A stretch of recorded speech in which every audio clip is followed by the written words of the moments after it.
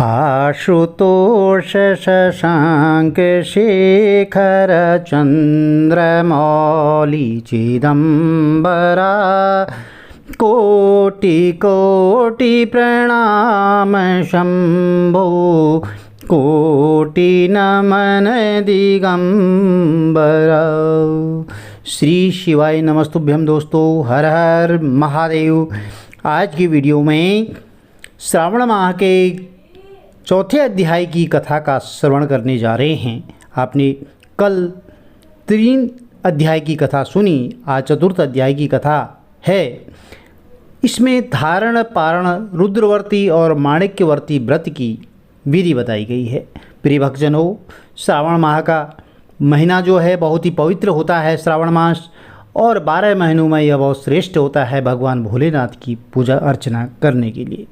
जो भी भक्त इस माह में सच्चे मन से, सच्चे भाव से भगवान भोलेनाथ की आराधना करता है, पूजा करता है, उनकी मनोकामनाएं अवश्य ही पूर्ण होती हैं। चलिए कथा आरंभ करते हैं। बोलिए गणपति गजानन महाराज की जय, शंकर भगवान की जय हो। बोलिए पार्वती मैया की जय हो। कथा कुछ इस प्रकार है। ईश्वर सनत कुमार जी से बोले, हे सनत कुमार, अब धारण पारण का व्रत सुनो।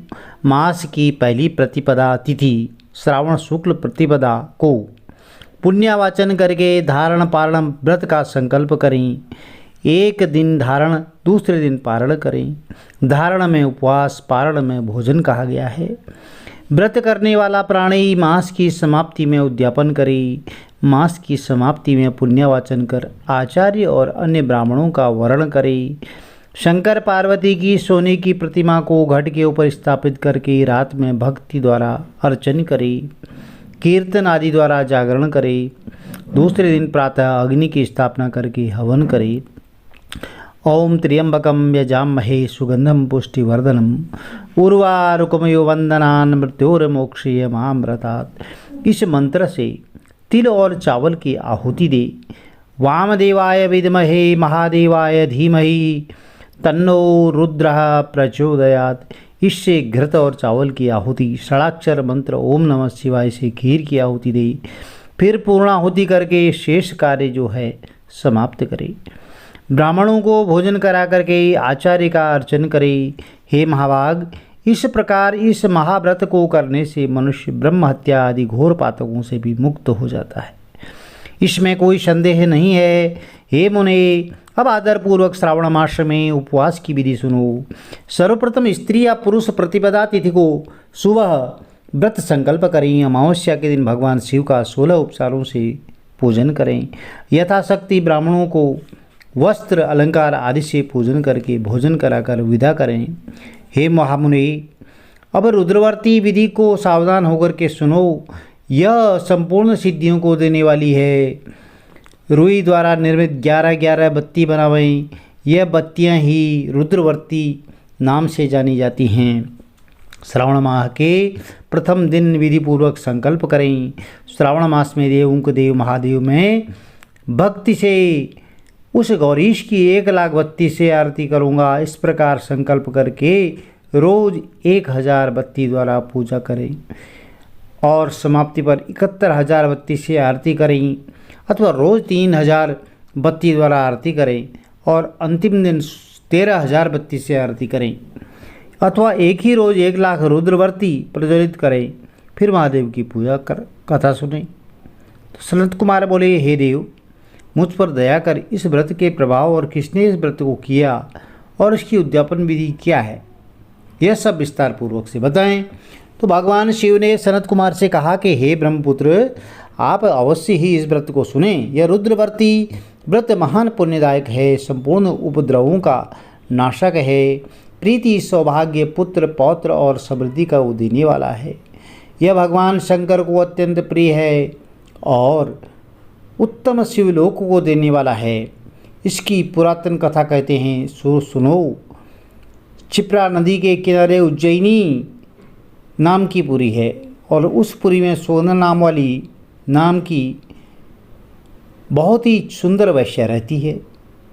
उसने कई युवा पुरुष व ब्राह्मणों के धर्म भ्रष्ट किए हैं, बारंबार बहुत से राजा और राजकुमारों को नग्न कर दिया है, उनके वस्त्राभूषण छीन करके उन्हें धिक्कार दे निकाल दिया। उस वैश्या की सुगंध एक कोस तक फैलती है, इसलिए उसका नाम सुगंधा था। उसके रूप लावण्य की ख्याति पूरी पृथ्वी पर फैली हुई थी। नाच गान कार्य में वह रंभा आदि अप्सराओं का भी अपमान करती थी। अपनी चाल से हाथी और हंस को भी मुरझा देती थी।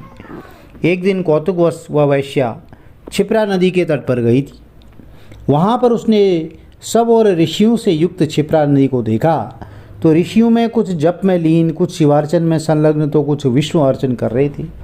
तो हे मुने, उन ऋषियों में वशिष्ठ ऋषि को देख करके उस वैश्या की धर्म में बुद्धि हो गई और जीवन और विषय से मन हट गया।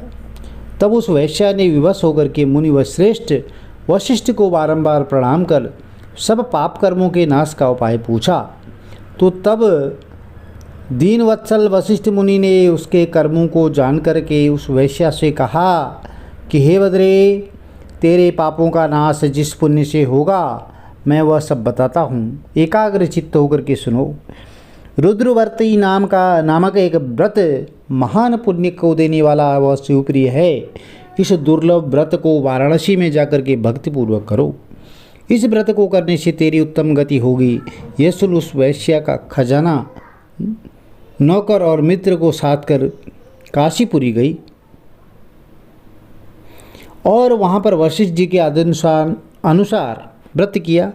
व्रत के प्रभाव से वह वैश्या अपनी देह सहित भगवान शिव के शरीर में लीन हो गई। जो स्त्री इस दुर्लभ व्रत को करती है उसकी सभी मनोकामनाएं पूर्ण होती हैं। हे मुने, अब माणिक्यवर्ती व्रत के महात्म्य को सुनो। इस व्रत को करने वाले से स्त्री मेरे अर्धासन की हिस्सेदार होती है। वह स्त्री महाप्रलयांत तक मेरी प्रिया होकर निवास करती है।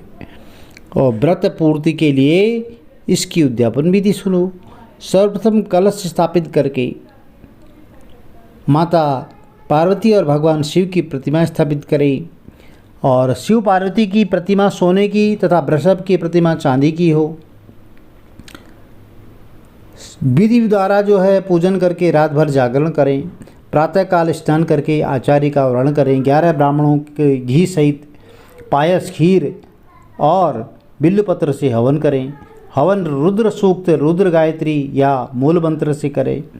पूर्णाहुति करके 11 सपत्नीक ब्राह्मणों को जो है भोजन कराएं और तत्पश्चात क्या करना है, विधि से कथा सुनें और सर्व सामग्री आचार्य को समर्पित करें।